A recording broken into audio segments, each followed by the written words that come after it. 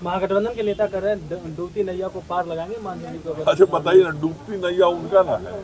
अब ये ना 4 गो सीट पर चुनाव लड़े, लाजो नहीं लगता है सब बतियाने में। 4 सीट पर हार गए तो वो अभी अब कोई बेशर्मी का हद पार करके बात करे तो अब क्या कहना है। पारस जी वाला हाल।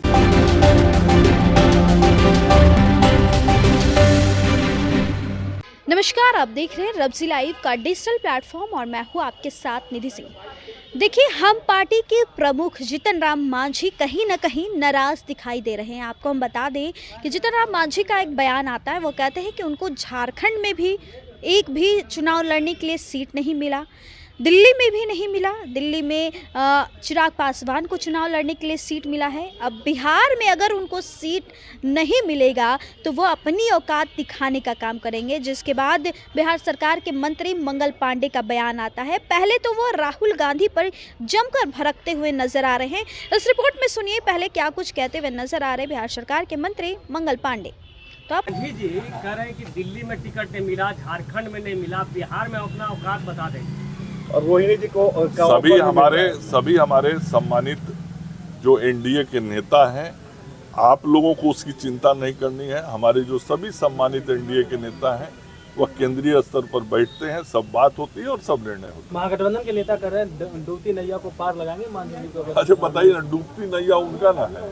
अब ये ना 4 गो सीट पर चुनाव लड़े, लाजो नहीं लगता है सब बतियाने में। 4 सीट पर हार गए तो वो अभी अब कोई बेशर्मी का हद पार करके बात करे तो अब क्या कहना है। पारस जी वाला हाल करेंगे कह रहे हैं। मैं कह रहा हूँ कि अब इससे बड़ा बेशरम कौन होगा। अभी 4 सीट में जनता, बिहार का जनता चुनाव हरा दिया, तब वो इस तरह से बात कर रहे हैं, तो अभी तो बेशर्मी की प्रकाष्ठा है। फर्जी जो दुकान चलाता है लोग मोहब्बत के नाम पर, सब हाँ फर्जी दुकानदार सबका। सर राहुल गांधी आए और फिर उसी का नाम ले लिया, फर्जी आदमी का नाम ले लिया। जातिगत जनगणना हुआ है उसे उन्होंने फेक बताया है। तो अपने फर्जी आदमी जिनका नाम आप ले रहे हैं, फर्जी मैं इसलिए कह रहा हूँ कि सारे चीजों की तथ्यात्मक जानकारी उनको नहीं रहती। एक तो पहले उनको ये जानकारी होना चाहिए कि बिहार में जो जातीय जनगणना हुई वह उस वक्त निर्णय लिया गया जब भारतीय जनता पार्टी सरकार में थी और सभी दलों ने समर्थन किया था।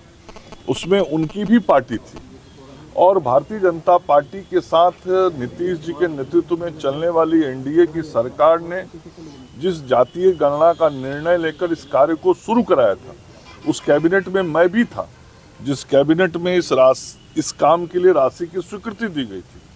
तो उस काम को शुरू कराया और बाद के दिनों में फर्जी तरीके से लोग सरकार में आ गया था। तो जिस वक्त ये काम चला उस वक्त उनकी पार्टी भी सरकार में शामिल थी। अब उनको स्वयं मालूम नहीं है कि जो यह काम हुआ तो उनकी पार्टी के सरकार में रहते हुआ, तो यदि वो इसको फर्जी कर रहे हैं इसका मतलब उनका पार्टी भी फर्जी है। सर एक और सवाल है, मैं पूरी बात सुन लीजिए। यदि वो इसको फर्जी कह रहे हैं तो इसका मतलब कि उनकी ही पार्टी सरकार में थी, पार्टी भी फर्जी है। मेरा बात पूरा होने। दूसरा, जब यह जांच रिपोर्ट आया तो इस जांच रिपोर्ट को सरकार ने सार्वजनिक किया, समाज के सामने रखा और साथ ही सरकार ने यह समाज के सामने बातों को रख के कहा कि यदि किसी को इस पर आपत्ति है तो वो सरकार के सामने अपना आपत्ति दर्ज करे, फिर सरकार उसकी जांच कराएगी। तो आज तक तो किसी ने आपत्ति दर्ज नहीं किया, उनकी पार्टी के लोगों ने भी नहीं किया, उन्होंने भी नहीं किया। तो कुल मिला के फर्जी जानकारियों के आधार पर बयान देने वाला नेता भी फर्जी ही होता है। इसलिए राहुल बाबू फर्जी जानकारी के आधार पर फर्जी बयान दे रहे हैं।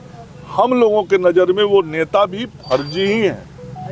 मंगल पांडे के बयान को सुन रहे थे। वो कहते हैं कि मोहब्बत की राह पर फर्जी दुकान चलाने वाले यही लोग होते हैं। और क्या कुछ कहा है उन्होंने, जीतन राम मांझी को कहते हुए नजर आ रहे हैं कि वो उनको उपचुनाव लड़ने के लिए तो 4 सीट मिली थी ना, वो उपचुनाव तो लड़े थे लेकिन उनमें कोई भी सफलता हासिल नहीं की। इस रिपोर्ट में बस इतना ही। देखते रहे रब्जी लाइव। बहुत बहुत धन्यवाद।